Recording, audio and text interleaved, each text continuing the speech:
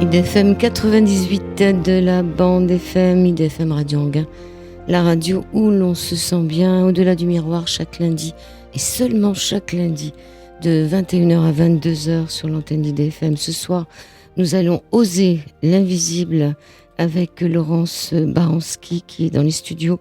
Bonsoir Laurence Baranski, bonsoir. Bonsoir Joël.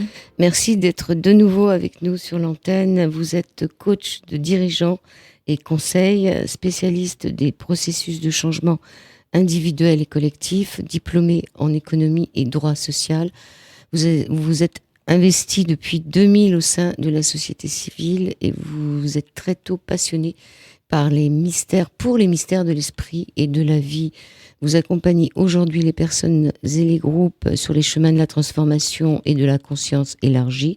Vous avez publié notamment L'urgence de la métamorphose, Dirigeant se réapproprier le désir de penser et la volonté d'agir, Le manager éclairé, donner du sens et réussir le changement, le coming out spirituel. Et puis il y avait aussi un livre sur la mort dont on vous avait accueilli déjà sur cette antenne. Oui, La mort n'est pas la fin.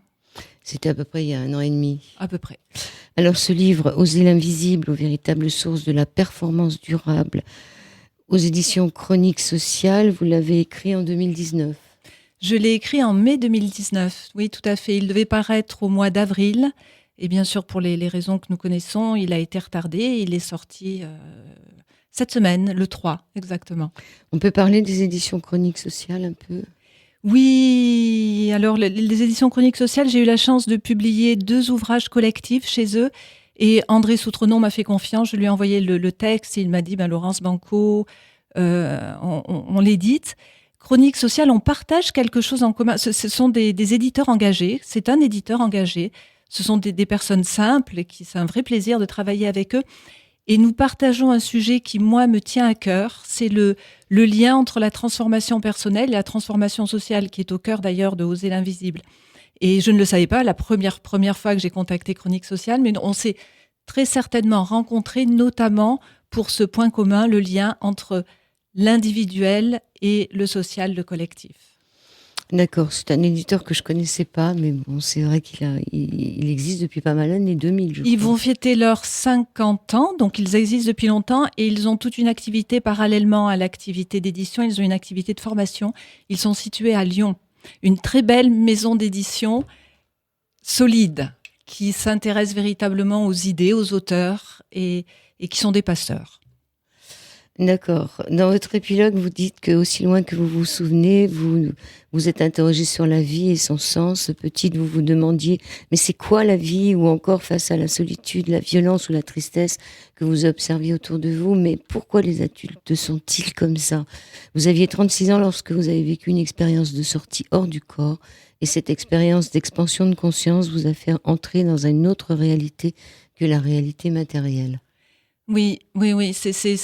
Merci Joël de revenir à l'essentiel de mon histoire, parce qu'en fait tout ce que j'ai fait par la suite prend appui sur ce que vous venez de dire, un questionnement toute petite.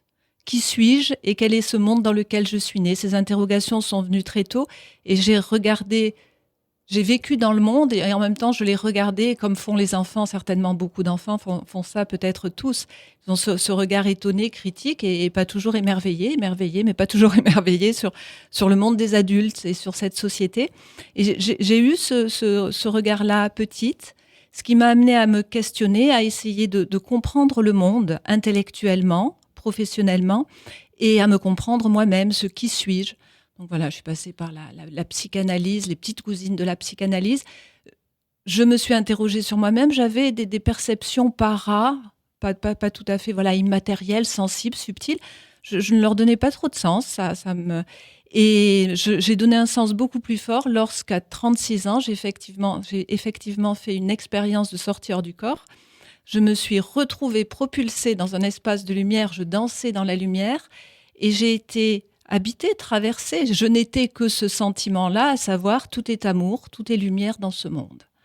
Et c'était devenu une évidence et je suis revenue dans mon corps, étonnée, perturbée, que s'est-il passé et avec cette idée qu'il y avait un au-delà du miroir, qu'il y avait un au-delà du miroir et je ne cesse de l'explorer. les deux pieds bien sur la terre. En fait, mon travail, c'est mon chemin, mais voilà, à croiser ces différentes facettes de la vie, le monde matériel, celui dans lequel nous évoluons, et ce monde sensible, subtil. Et en fait, c'est le même monde. Notre monde matériel ne prend pas en compte cette dimension sensible et spirituelle.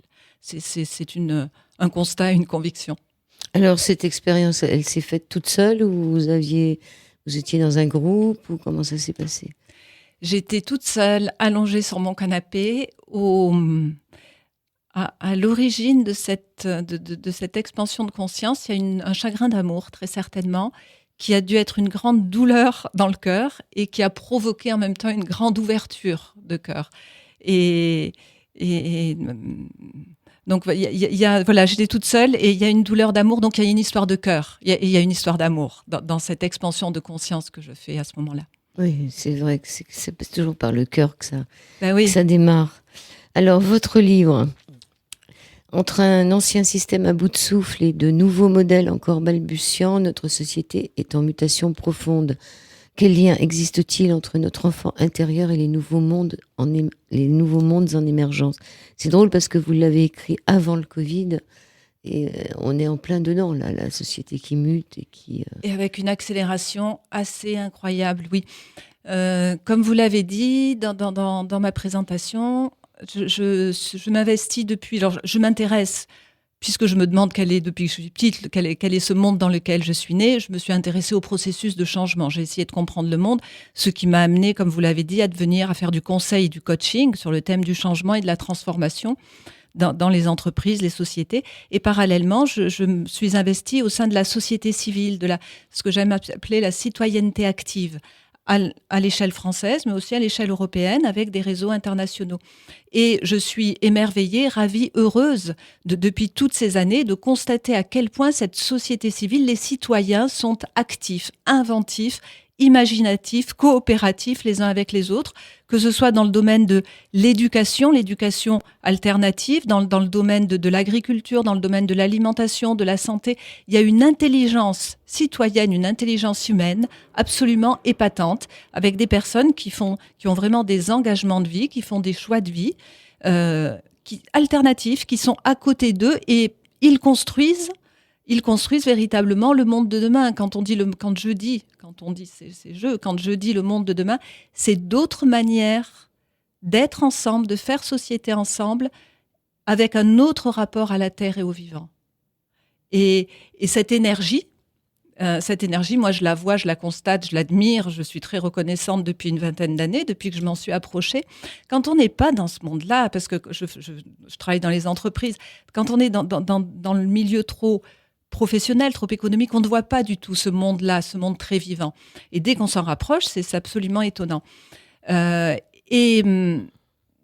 écrit donc le livre en 2019, et en 2019, bien sûr, il y avait tout un courant à la fois d'intellectuels, de praticiens et de citoyens qui voyaient bien, nous sentions bien que le monde allait basculer, et nous souhaitions même que le monde bascule, espérant qu'il allait plus facilement que ce qui nous arrive en ce moment, basculer vers une prise de conscience, une ouverture de conscience et certainement aussi une ouverture du cœur. Enfin, une bascule peut-être un peu moins étonnante que celle que nous vivons actuellement là et que je dois dire, on n'avait pas vraiment vu venir.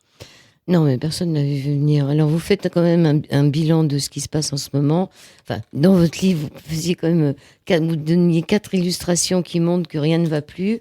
Les étudiants qui ne vivent pas leurs rêves et qui ont fait le choix de la raison, ça c'est un exemple qui vous a beaucoup frappé. Oui, parce que j'interviens dans quelques espaces d'enseignement et universités, oui, notamment j'étais amenée à corriger des copies, je le raconte dans le livre, et j'étais pas la seule. Nous étions toute une équipe de correcteurs, des jeunes que nous accompagnons, tout jeunes, hein, quand on est à l'université à 18, 19 ans, 20 ans. Donc et ils se livraient, ils étaient invités à se livrer dans ces copies. Certains ont gardé de la distance, d'autres ont joué le jeu de se livrer. Certains étaient très heureux, et beaucoup, malheureusement, exprimaient le fait. L'image que j'ai eue en lisant ces copies, et je n'étais pas la seule, parce que les copies nous ont pris au triple les uns les autres, en fait, c'était comme ils nous disaient, à nous qui corrigions ces copies, écoutez, on a mis nos rêves de côté, voire on a étouffé nos rêves, on le fait en conscience. On a l'air un peu déprimé, on l'est parfois, mais vous inquiétez pas comme nous, c'est le prix à payer pour entrer dans le système. En gros, c'est ce qu'il disait vraiment avec une maturité, une lucidité, et nous, on se prenait ça, waouh! Et j'ai eu cette image de personnes qui rentraient à l'université. Alors, c'est pas le cas de tout le monde, hein. Il y a plein d'étudiants heureux, et bien heureusement, et je souhaite que les étudiants soient heureux. Néanmoins, ceux-là m'ont donné à voir des jeunes, des post-ados, des jeunes adultes qui repliaient leurs ailes pour rentrer dans des espèces de couloirs aseptisés de la société où ils allaient se formater et formater leurs esprits. Et j'ai dit, mince, mais qu'a-t-on fait, qu'avons-nous fait de nos rêves? Qu'avons-nous fait de notre vie?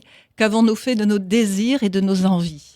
Et qu'est-ce que le système nous propose? Alors on va dire, mais si, le système, il offre plein de possibilités. Oui, dans le système. Mais si je ramène à ce dont je parlais tout à l'heure, cette absence ou de rapport à la vie, cette absence de vie dans le système, ouais, on peut faire beaucoup de choses dans le système, mais fondamentalement par rapport à la vie, voilà, et par rapport au rêve. Cette expérience de correction de copie m'avait effectivement beaucoup marquée. Donc, ils avaient fait le choix de la raison. La deuxième illustration, c'est en ce qui concerne la motivation, les personnes qui travaillent n'ont plus la maîtrise de la finalité de leur activité. En vérité, elles n'ont plus le choix. C'est presque des robots. Elles ne maîtrisent plus rien. On n'est pas encore à la société, aux entreprises, tout robot, mais là encore, c'est pas vrai. Et je dois défendre l'entreprise, et je défends d'ailleurs l'entreprise. C'est une merveilleuse école de création et d'apprentissage de soi-même, individuellement et collectivement. Il se passe plein de belles choses, notamment dans les PME. Mais dans certaines sociétés, notamment les grandes entreprises et le parapublic, il y a un tel cloisonnement des activités. On a réinventé le taylorisme, le partage des tâches, quoi. Et on n'a plus... on ne voit plus la finalité de son travail. On effectue un morceau. Et il n'y a plus d'initiative.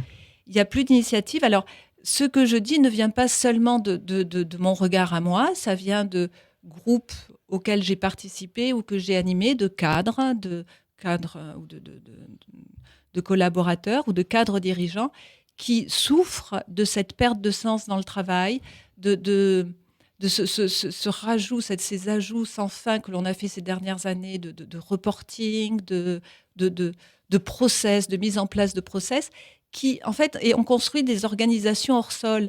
On crée de la technostructure, et la technostructure crée de la technostructure, et on se retrouve avec des couches d'activités. Et là encore, on s'éloigne mais en fait, c'est quoi le sens de notre action? C'est quoi notre raison d'être? Je dois rendre là hommage, je ne sais pas, mais noter, signaler que la loi vient d'inscrire la notion de raison d'être dans les entreprises, dans l'obligation pour les entreprises de définir et de se réinterroger sur leur raison d'être. On peut se demander ce que ça va devenir, mais si c'est bien utilisé, ça peut être un questionnement très, très utile pour les entreprises et qui bénéficiera aux personnes qui y travaillent. C'est qu'est-ce qu'on fait là ensemble et en fait, pourquoi on est là? Donc, troisième illustration qui montre que rien ne va plus, le harcèlement.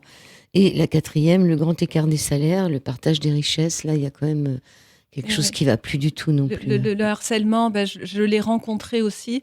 Alors là, on commence, Joël, avec le côté ombre. Et c'est vrai que je commence mon livre par ce côté ombre. Hein. Il y a le côté lumière, bien heureusement.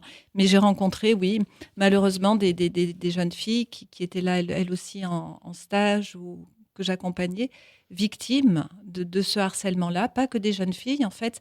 Et je cite beaucoup dans la deuxième partie du livre, un de mes maîtres à penser, Henri Laborie, un biologiste, iconoclaste à l'époque, mais qui avait très bien et très simplement décrit les hiérarchies de pouvoir que nous avons mis en place et que nous avons intégrées, hein, qui sont dans nos têtes et qui créent forcément des dominants, des dominés, des dominants, des dominés, des dominants, des dominés, comme ça tout le long de la chaîne hiérarchique. Et nous souffrons de ces rapports de domination, bien évidemment. Les nouveaux modèles, quand je parlais tout à l'heure de la société civile, de cette citoyenneté active que j'admire, qui est comme un foisonnement, un jaillissement, cette société civile-là essaie, à l'aide des nouvelles technologies qui l'aident bien, c'est le bon côté de la technique, de réinventer les rapports humains avec des rapports plus en réseau, plus en transverse, mais on est tellement formaté par les notions de hiérarchie, j'allais dire, oui, c'est ça, de maître-esclave, qu'il est difficile de se déformater. Et se déformater, Ben ça s'apprend, ça s'expérimente, et on est tous des enfants là par rapport à ça. Parce que changer de modèle, passer d'un modèle hiérarchique à un modèle en réseau, c'est pas vrai que c'est seulement les technologies qui vont nous aider à le faire. C'est dans nos têtes, il faut muter. C'est OK. Donc, c'est quoi le rapport à l'autorité? Et c'est quoi la nouvelle autorité? C'est quoi l'ordre? Du coup, c'est quoi le bien commun? C'est quoi l'intérêt collectif? Et avec quoi on va se réguler les uns les autres? Parce qu'on a tous nos égos derrière, hein, même quand on dit oh non, moi je suis pas dans la hiérarchie. Oui, d'accord, mais euh, là, on a véritablement par rapport à ce nouveau monde, et je crois profondément, toujours, à notre capacité à inventer ces nouveaux mondes. Nous avons par rapport à ces nouveaux mondes un vrai travail à faire dans nos têtes, dans nos structures intellectuelles, mais surtout psychologiques, de rapport à l'autorité, de rapport au savoir, de rapport donc de confiance en nous, de reprise de notre autonomie dans le respect des autres et au nom d'un bien commun. Il faut réapprendre du coup aussi la notion de bien commun qui elle aussi a été pervertie. En fait, on a beaucoup de choses à réapprendre, je crois. Oui, là, vous avez dit ces nouveaux mondes, et c'est vrai que vous dites que la réalité est bigarrée. Vous racontez l'histoire d'Emmaüs et du palace, où là, vous vous êtes rendu compte que on vit tous quand même dans des mondes différents à notre époque. Ouais. Il n'y aura pas un nouveau monde, mais des nouveaux mondes. Des nouveaux mondes, oui. Et depuis, quand j'ai commencé il y a 20 ans, alors j'étais proche intellectuellement et proche aussi physiquement, mais intellectuellement d'Edgar Morin, de René Passé, de Jacques Robin, tout un courant qu'on appelait transversal science-culture, qui s'est dissous dans le mouvement, dans d'autres mouvements intellectuels. Des personnes qui m'ont initiée à cette pensée alternative, systémique, transverse, d'un point de vue intellectuel. Et j'ai compris très tôt qu'il fallait faire attention. On n'allait pas vers, pour reprendre l'expression de Pierre Teilhard de Chardin, qui lui était un spiritualiste, vers le point oméga. Peut-être que d'un point de vue spirituel, il y a le point oméga, on pourra en parler. Il est à la fois oméga, puis à la fois diversité. Mais dans ce que nous créons, nous, il est souhaitable qu'il y ait de la diversité. Il y aura de la diversité. La diversité est notre richesse. Donc, c'est certainement pas un monde demain, mais des mondes. Il faudra que ces mondes, bien sûr, apprennent à coexister, à être en coopération, mais des mondes. Et ça nous laisse beaucoup plus de liberté d'imaginer des mondes que d'imaginer un seul monde. Un seul monde, on se dit, oh, tous dans un seul monde. Non, non, des mondes, en fonction de nos préférences, de nos sensibilités, certainement aussi de la géographie. Et merci d'avoir noté cette anecdote qui, pour moi, était importante. J'animais, j'ai une grande estime pour le mouvement Emmaüs, en tout cas pour les communautés de terrain qui œuvrent pour la dignité humaine. L'abbé Pierre disait « Donner au plus souffrant que soit toujours. S'il souffre plus que moi, alors je peux donner. » Et je peux lui apprendre à se donner à lui-même, puisque le principe d'Emmaüs, c'est retrouver son autonomie. Et forcément, j'allais animer avec beaucoup de passion des personnes très intéressées sur les thèmes qui me sont chers, ce lien entre le jeu et le nous, l'individuel et le collectif, dans des lieux pas pauvres, mais sommaires, forcément, on peut imaginer, en tout cas, où il y a l'essentiel. Il y a des relations humaines et l'essentiel matériel. Et puis, je me retrouve l'après-midi, vite, je cours, et je me retrouve à faire un coaching de dirigeante d'une grande entreprise dans un palace, c'était le Plaza Athénée. Et donc, j'arrive, je m'étais changée entre-temps, parce qu'il y a des codes. Et je pose mon sac par terre, et là, une personne du bar, de l'hôtel, vient, prend mon sac et le pose sur un petit tabouret en velours très joli. Et, mais bien sûr, on ne pose pas son sac par terre, on le pose sur un tabouret. Et ça m'avait complètement échappé. De toute façon, je n'ai pas été éduquée comme ça, donc ça m'aurait certainement échappé. Mais là, tout d'un coup, j'ai eu un flash et j'ai dit, mince, mais ce n'est pas les mêmes mondes. Et pourtant, moi, j'étais la même personne et je racontais et je portais la même parole. On me sollicitait pour la même idée, pour la même analyse, pour le même regard. Et ce regard, c'était quoi? C'était l'humain. Qui sommes-nous? Que faisons-nous? Comment le faire le mieux possible? En donnant et en se régénérant nous-mêmes. Donc ça veut dire que, quels que soient nos mondes, on partage ces questions sur le sens, on partage ces questions sur l'humain, et c'est ce qui nous relie. Et nous avons tous les mêmes questions et les mêmes doutes, et les mêmes espoirs et les mêmes envies. En fait, deuxième partie sur l'antenne d'IDFM, sur le 98 de la Monde FM, c'était Ludo Pine, Le Monde est sourd, et nous retrouvons Laurence Baranski, pour son livre Oser l'invisible, à notre époque, il va falloir oser, je pense qu'il va falloir y aller. Alors, il y a des petits, comme vous êtes coach, il y a des petits exercices. Il y en a un qui m'a beaucoup interpellé à la page 19 sur les capsules du Nouveau Monde. Qu'êtes-vous prêt à lâcher? Vous pouvez en parler un peu de cet exercice parce qu'il est quand même, il est dur. Ah oui, de mémoire. Alors je l'avais appris alors que moi-même je me formais à ces exercices-là qu'on appelle. Mais là, le nom m'échappe. En tout cas, oui, c'est l'histoire des petits papiers. Vous avez 8 papiers et vous notez ce qui est important pour vous dans ces 8 papiers. Alors plutôt dans le monde professionnel, hein, puisque ça peut se faire aussi. Prenez une feuille de papier, puis coupez-la en 8. Ouais. Notez sur les différents morceaux une seule réponse par morceau de papier, 2 personnes avec lesquelles vous aimez travailler, 2 choses ou activités que vous aimez faire, 2 outils technologiques dont vous ne pouvez pas vous passer, 2 qualités personnelles que vous aimez de vous-même et que vous mettez en action dans votre quotidien. Et il va falloir lâcher. Alors c'est pour ça que c'est plutôt dans le monde professionnel ou social, hein.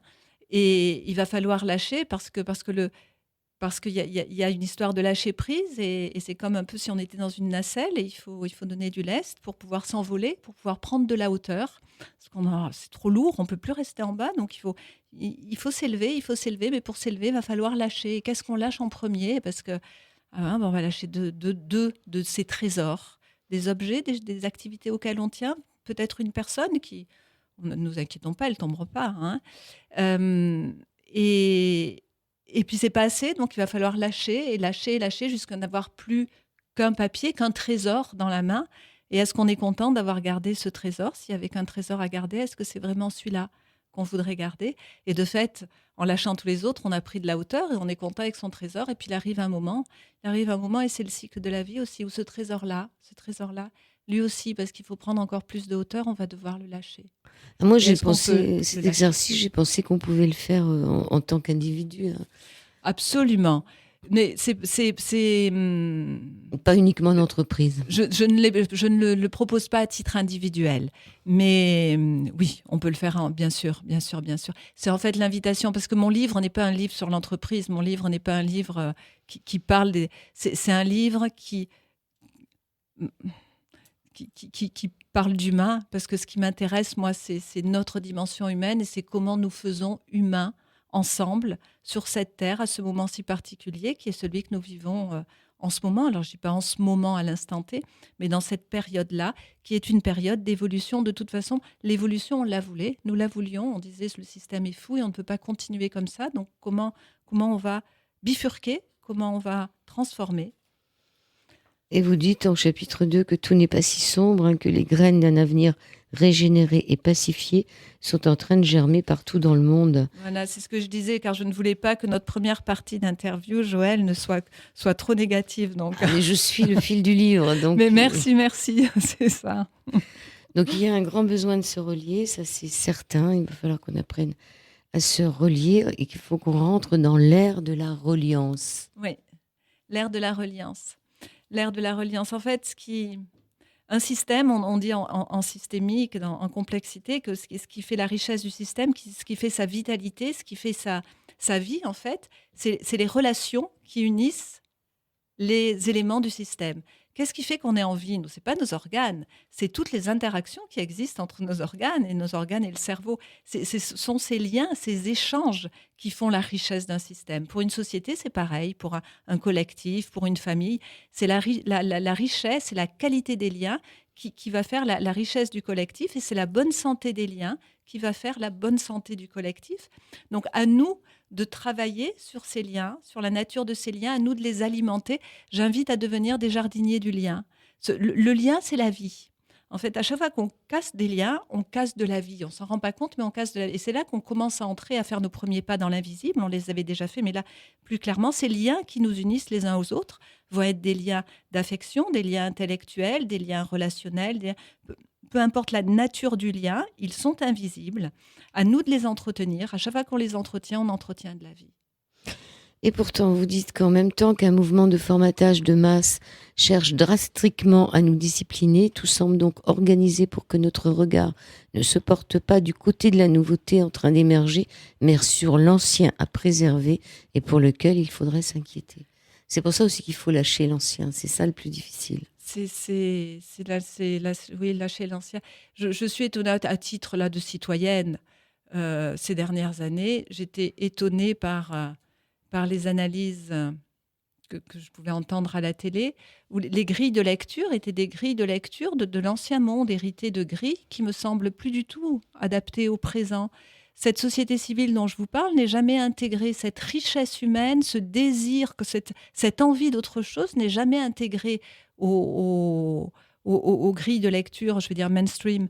Et je me disais, alors au début, j'écoutais très intéressée. Puis après, d'année en année, je me suis dit, non, mais ça va pas.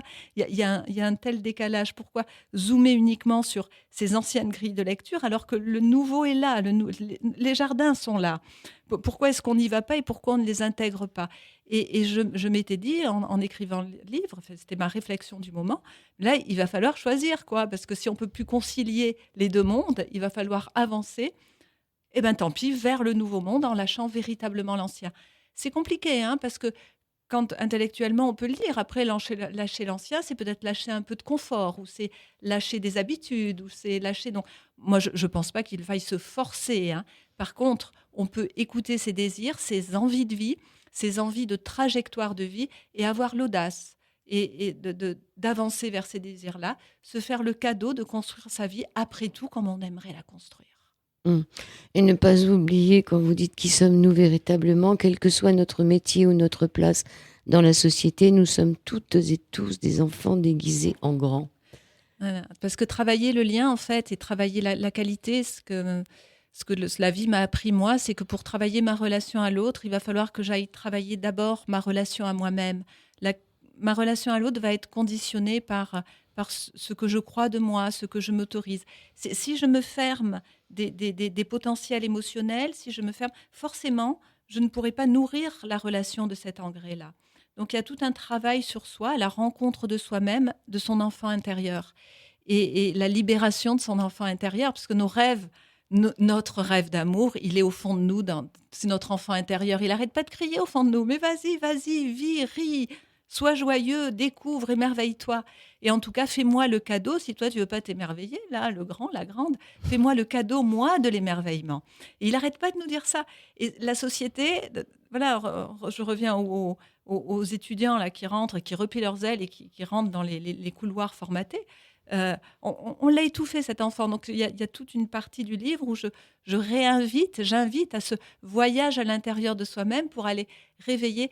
Éric Berne, qui est le fondateur, créateur, inventeur de l'analyse transactionnelle, une approche thérapeutique, parlait de l'enfant libre. Il mettait notamment cette belle énergie dans ce qu'il appelait l'enfant libre. On a besoin de réveiller nos enfants libres. On a tous besoin, et même quand on croit qu'il est réveillé, on peut encore plus le réveiller. C'est la créativité, c'est la joie. On a tous cette énergie en nous.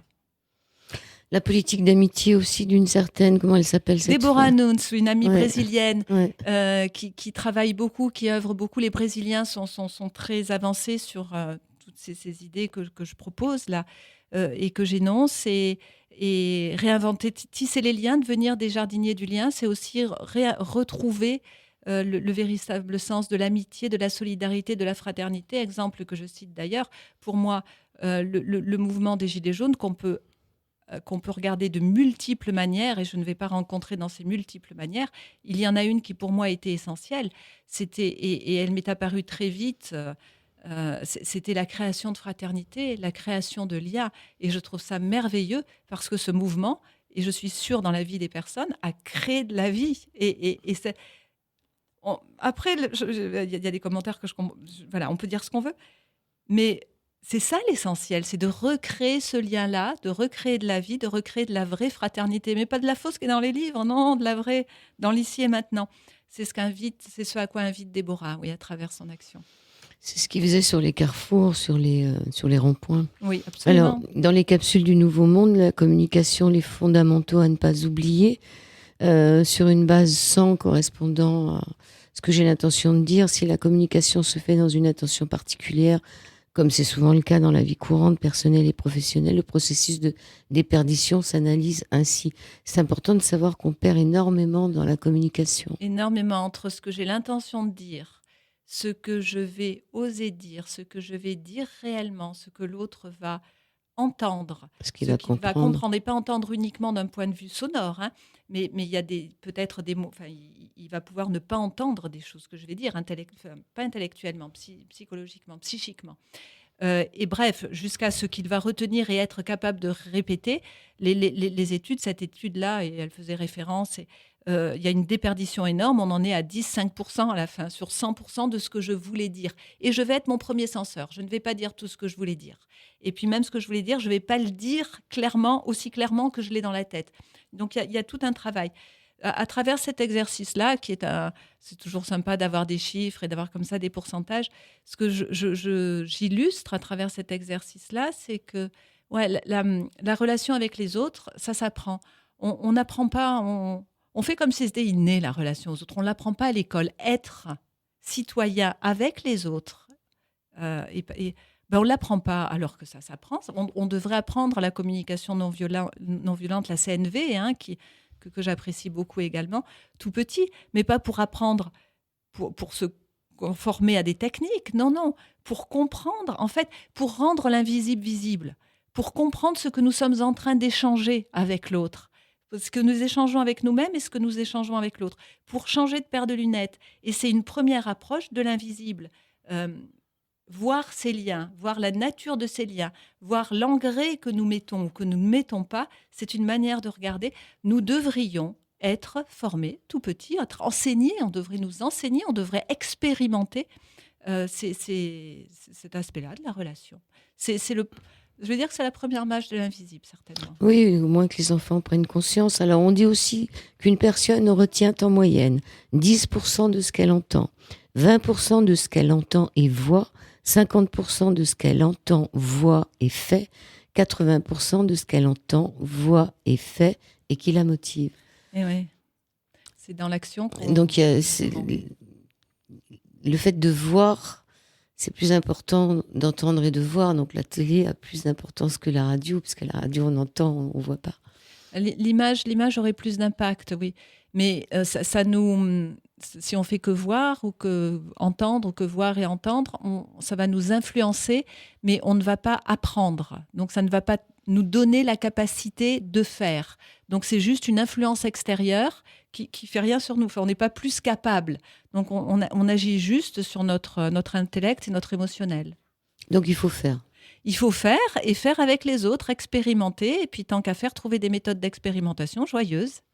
Ce que font beaucoup de personnes qui accompagnent, hein, toute une partie de l'enseignement qui travaille dans ce sens-là, de l'enseignement joyeux. Il y a ça aussi dans l'enseignement. Dans votre livre, il y a quelque chose de très joyeux aussi, une citation de Tenzin Gyatso, le 14e Dalai Lama, qui dit que si vous pensez que vous êtes trop petit pour changer quelque chose, essayez donc de dormir avec un moustique dans votre chambre et vous verrez lequel des deux empêche l'autre de dormir. Ouais, je trouve ça c'est génial. On pense tous que finalement ça sert à rien. Ouais. Parce qu'on n'est qu'une goutte dans l'océan. Ouais. Et cette citation est... Le pouvoir de la petite goutte. Ouais. Cette citation, elle est drôle quand même. Oui. Ben c'est pour ça. Elle m'a vraiment plu, puis elle me fait sourire et elle nous donne à voir la scène en plus. Et on se dit, mais oui, c'est le moustique qui m'embête. C'est une petite chose. Allez, on repart en musique et après on plongera dans l'invisible.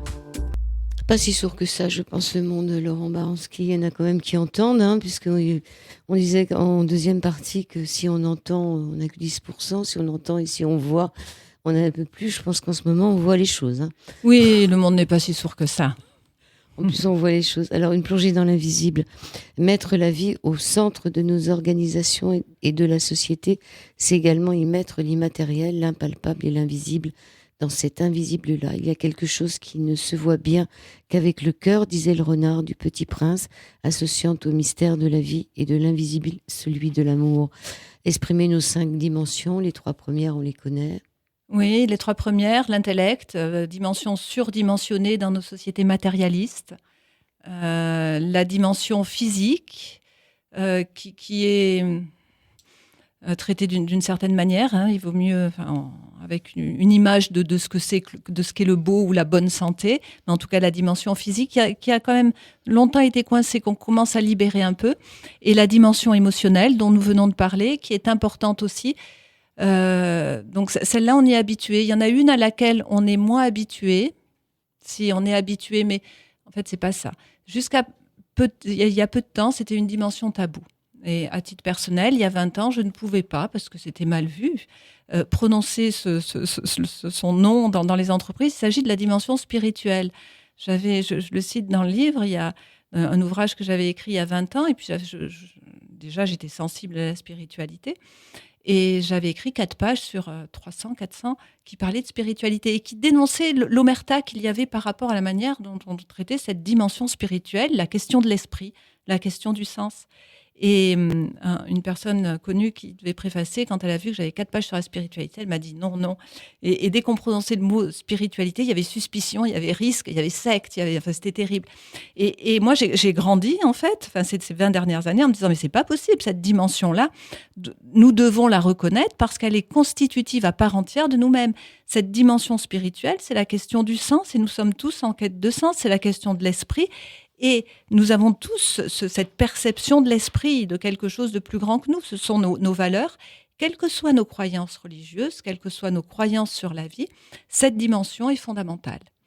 Et alors aujourd'hui, ça change un peu parce qu'on parle de méditation en pleine conscience, on voit des députés méditer. C'est très à la mode, oui. C'est même très à la mode, avec le risque de tentative de marchandisation de cette dimension-là de nous-mêmes, qui est pour moi, au contraire, la dimension qui nous libère du système.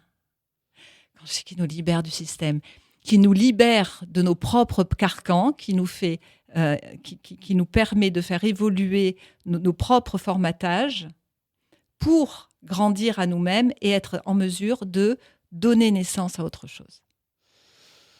Donc, on a vu les 4 premières dimensions, la spiritualité que vous ne mettez pas dans la religion, hein, c'est pas du tout la même chose. Non, mais je crois qu'on est d'accord. Je sais pas si il y a toujours ce débat-là, spiritualité, religion. Je crois que c'est dépassé. Tout le monde a compris, tout le monde a bien entendu et tout le monde entend bien que ce sont 2 choses différentes. La spiritualité relève de l'être et de la sensation directe. C'est la quête de sens. Nous sommes tous en quête de sens. Oui, donc ça peut aussi avoir des répercussions, je pense, sur le rythme de l'évolution culturelle. C'est-à-dire, je ne sais pas si je trouve le bon mot, là, je me suis un peu... rythme de l'évolution, c'est-à-dire qu'il y a des gens qui vont passer leur temps à faire du développement personnel, spiritualité et développement personnel. Oui. Voilà la question. Oui.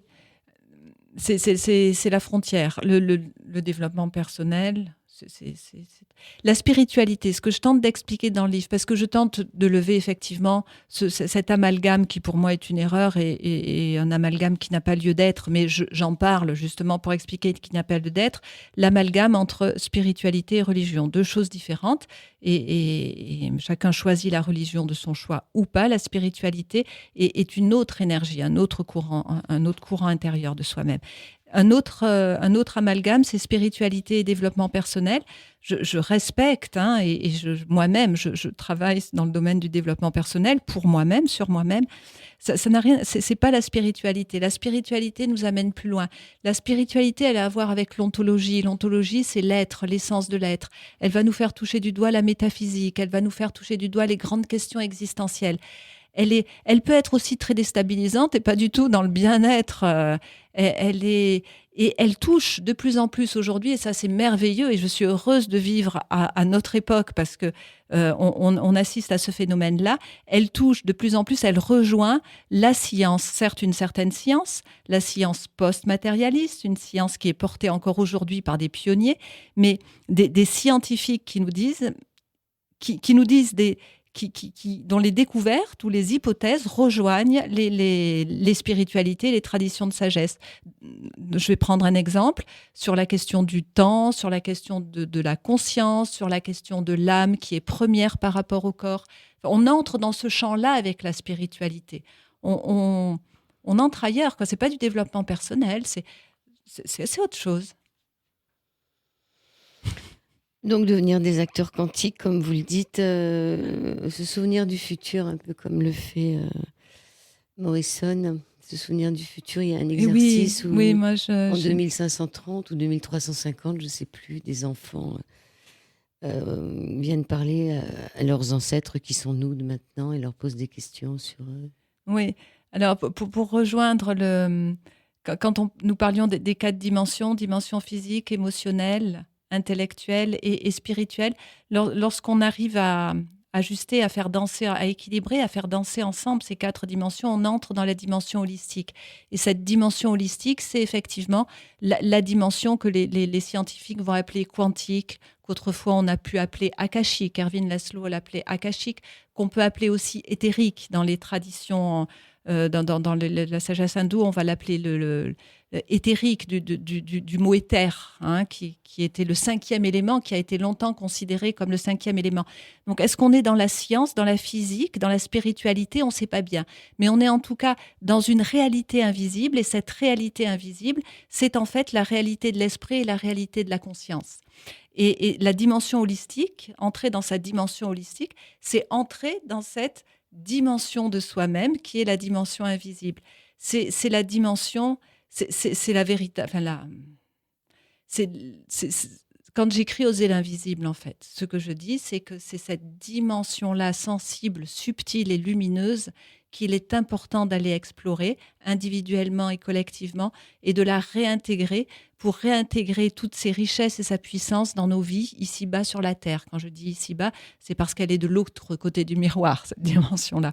Et c'est ça, oser l'invisible, c'est aller se nourrir à ces nouvelles sources-là d'énergie de nous-mêmes. Ce sont les énergies du vivant, profondément, pour enrichir nos vies, pour enrichir nos manières de penser et pour nourrir nos relations et notre cœur.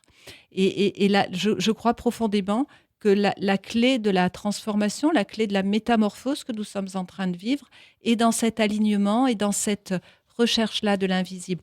Et dans la quatrième partie, comme vous le dites, j'imagine que dans quelques des jeunes du 2350. 2350, c'est ça. Donc, viennent nous visiter et raconte-moi comment ça s'est passé à ton époque, quand il paraît que ça allait vraiment très très mal sur Terre. Alors vous étiez tous déprimés, ça n'allait plus rien, ça n'allait plus du tout au niveau écologique, au niveau économique, et puis enfin, il y avait un appauvrissement. Vous étiez et la Terre était en danger, la vie sur la Terre était en danger, les humains étaient en danger.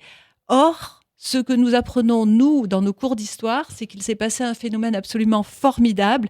Vous avez un sursaut fabuleux et il y a eu une bifurcation, quelque chose. Et nous avons, nous, de notre futur, nous avons... En fait, vous êtes des héros. Il s'est passé quelque chose d'héroïque à cette époque-là, dans les années 2020, 2022.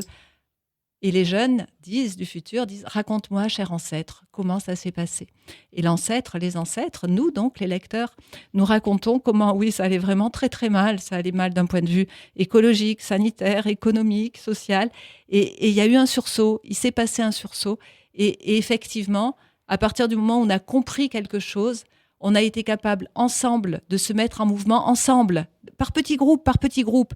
Et petit à petit, en y croyant, à un moment donné, ces initiatives alternatives se sont reliées et on a constaté que on avait réussi à réaliser ce saut quantique, on avait réussi à passer de l'autre côté du pont, on avait réussi à franchir le gap. Et effectivement, quand les anciens racontent cette histoire-là, c'est fabuleux et forcément, il y a beaucoup d'émotions à la fin et les jeunes sont fiers, sont touchés et fiers.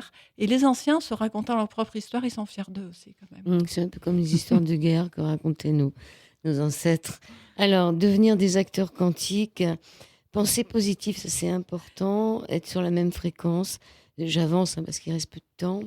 Alors, à la page 109, il y a quelque chose qui est tout à fait à notre époque. Étant régis par les lois quantiques, les champs morphiques réagiront instantanément à la modification de l'un d'eux. Si nous activons ici le champ de la peur, par exemple, on est en plein dedans, en éprouvant et en alimentant la peur, un champ similaire qui lui est relié s'activera là-bas. Mais si nous activons ici le champ de la transformation optimiste et joyeuse, des champs similaires s'activeront ailleurs. Ils pourront même faire tache d'huile, se fertiliser mutuellement de manière exponentielle. Il faut faire très attention à ce qu'on pense en ce moment. Chaque pensée, chaque émotion est une vibration. Et ces vibrations ne partent pas, elles sont stockées quelque part, elles se relient, principe de ce que certains appellent la loi d'attraction, oui, la création d'égrégores, de champs de forme, de champs d'énergie, oui, c'est fondamental. Et il est là notre pouvoir quantique, notre pouvoir d'action dans et par l'invisible, au travers de l'invisible. Bien sûr, nous créons des champs d'énergie. Il est important que ces champs d'énergie soient des champs d'énergie positifs, des champs d'énergie inspirés, des champs d'énergie lumineux. Il est important de croire au futur, il est important de sourire et il est important d'avancer en cohérence. Bien sûr, tout est vibration. Nous-mêmes sommes vibration si nous avons l'illusion de la matière et dans notre champ, ce n'est pas une illusion, elle est réelle. Bien sûr, ces égrégores-là nourrissons des égrégores de lumière, des égrégores joyeux, des égrégores optimistes. C'est fondamental. Et n'oublions pas, vous le dites dans le livre, que l'élargissement de notre conscience ne nous met pas à l'abri d'un faux pas. Il faut rester vigilant. Ça, c'est difficile. Personne, aucun de nous, même aucun de nous n'est à l'abri. Bien sûr, il faut toujours se méfier. L'ego est là, il n'est pas. Voilà. Mais c'est pas important. On peut. Le tout, c'est de s'en apercevoir, de se rendre compte, de parler avec l'autre. L'essentiel est de nourrir de l'optimisme et de la joie. Ce qui se passe aujourd'hui pour moi est profondément une invitation à faire grandir la lumière. Faire grandir la lumière. Et qui peut d'autre que nous-mêmes, les humains, pouvons faire grandir la lumière? C'est à nous de le faire. Oui, c'est à nous, surtout en ce moment. Ben oui. Il y a du travail à faire. Alors, lorsque la connaissance de soi deviendra la connaissance de tous, un ébranlement secouera le monde. Il n'y a peut-être pas d'acte plus révolutionnaire. Jean Télès, philosophe. C'est une formidable citation. J'adore cette citation. Il m'a donné l'autorisation de mettre l'intégralité de son texte dans le livre. Jean m'a donné cette autorisation. Je le remercie beaucoup. Lorsque la connaissance de soi deviendra la connaissance de tous, c'est-à-dire qu'on entrera dans ce mouvement créateur, un ébranlement secouera le monde.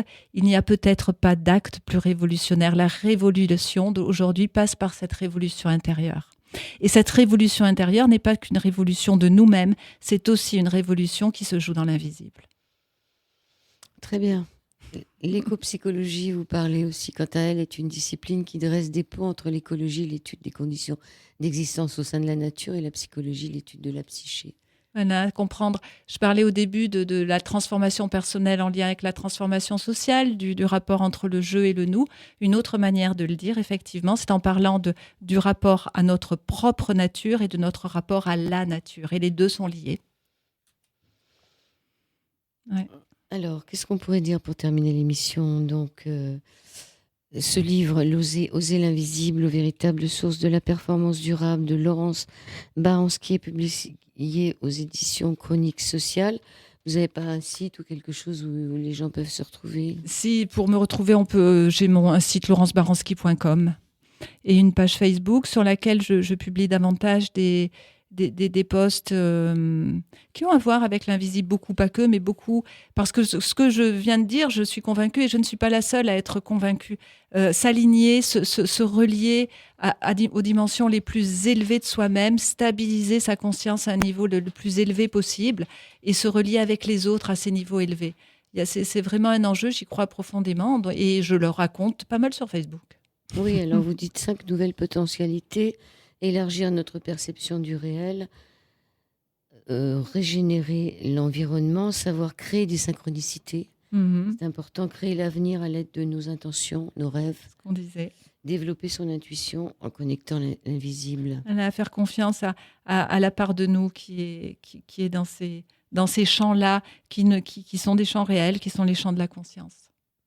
Et qui ne demandent peut-être qu'à ce Parce qu'on les découvre, ou tout du moins qu'on y a accès. Et alors, dans mes croyances à moi, mais ce serait une autre émission, et nous en avions parlé davantage lors de la précédente émission, quand vous m'aviez invité, Joël, pour le livre La mort n'est pas la fin, on entre dans un autre monde, et dans ma perception à moi de la vie et des mondes parallèles, bien sûr, ces mondes sont des mondes habités de conscience qui n'attendent qu'une chose, c'est que nous grandissions assez pour pouvoir se relier. C'est ce que j'appelle, mais c'est dans un autre livre, Donner la main aux anges. C'est un autre livre que vous allez faire? Non, c'était la fin d'un des précédents pour lequel vous m'aviez invité. Donner la main aux anges. Oui, oui, c'est sûr, ils sont encore un peu dans l'invisible, quoiqu'il y en a de plus en plus qui commencent à les voir. Et de plus en plus, parce que nos consciences s'ouvrent et parce que, mais vous avez raison de souligner ce point, et c'est important, de plus en plus, notre regard s'élargit, et de plus en plus de personnes sont sensibles à ces phénomènes sensibles, sensoriels, subtils, et développent des capacités extrasensorielles, bien sûr. En fait, il y a des voiles, on met des masques, et en même temps, il y a des voiles qui tombent. Et la porosité entre les mondes est moins grande, ou plus grande. En tout cas, les mondes s'interpénètrent. Ces mondes-là s'interpénètrent de toute façon, et de plus en plus de personnes en ont la science et la conscience. Et quand cela donne de la joie dans le cœur, cela est juste.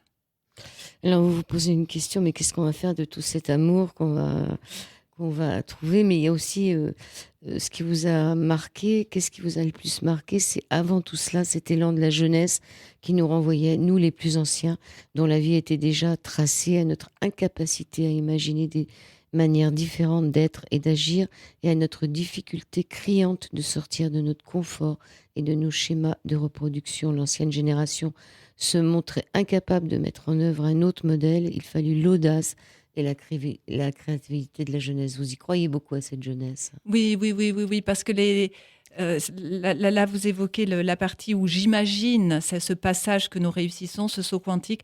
Oui, je crois beaucoup, parce que les jeunes... un ami qui est un maître à penser, Hervé Serriex, m'a dit un jour, mais les jeunes, Laurence, c'est pas nous, les vieux, en plus jeunes. Les jeunes, c'est les jeunes. Ils sont autres, ils sont différents, ils ont des regards, des grilles de lecture, de décodage. Donc, c'est à eux de créer le monde, oui. Et ils sont forcément, de fait, beaucoup moins conditionnés par l'ancien système que nous, qui avons grandi dedans. Ils sont conditionnés par d'autres choses, mais ils portent en eux une force de vie. Et bien sûr, c'est à eux aussi de donner, pas que, parce que moi, je suis pour que les générations se donnent la main, et que pour l'interculturel. Mais bien sûr, c'est à eux de... Et j'en vois beaucoup qui... Je me réjouis quand quand les jeunes se lâchent, créent et parlent. Je me réjouis devant tant d'énergie et d'intelligence. Dernier chapitre, partager la conscience du futur, projeter ensemble nos intentions et nos souhaits dans l'espace individuel de la conscience. Ouais. Il faut projeter quelque chose pour que ça arrive. Et ensemble. C'est ce que nous apprennent toutes celles et ceux les scientifiques, et toutes celles et ceux qui s'intéressent à l'énergétique, au pouvoir des intentions, au pouvoir de la prière. Donc oui, rêvons. Moi, je dis rêvons en grand. Rêvons en grand, rêvons en grand, rêvons en grand. On n'est pas sûr que ça va se produire, mais c'est le premier pas déjà. On a une chance que cela se produise, et si ça se produit, on va vraiment s'en réjouir. Osons donc l'invisible. Osons l'invisible. Osons l'invisible à fond, j'allais dire. Oui, osons l'invisible, allons-y. Mettons le pied dans l'invisible. Bien sûr, l'invisible nous attend. L'invisible nous attend. C'est marrant, l'invisible, parce qu'on peut l'écrire de deux manières. À chacun de l'écrire. Ça peut être l'un qui est visible, ou ça peut être l'invisible. Oui, l'invisible. Bon, ce sera la fin de l'émission. Merci beaucoup, en tout cas, Laurence Baranski. Merci pour cet échange, cette interview, Joël. Merci beaucoup. Et un mot pour terminer l'émission? Merci à vous, merci aux auditeurs qui auront écouté cette émission. Je crois profondément à ce pouvoir que nous avons à partir de l'invisible, et toujours heureuse de rencontrer des personnes qui partagent depuis leur cœur cette conviction. Je pense que nous sommes les transformateurs. En faisant ça, nous sommes transformateurs. Merci beaucoup, Laurence Baranski. Merci.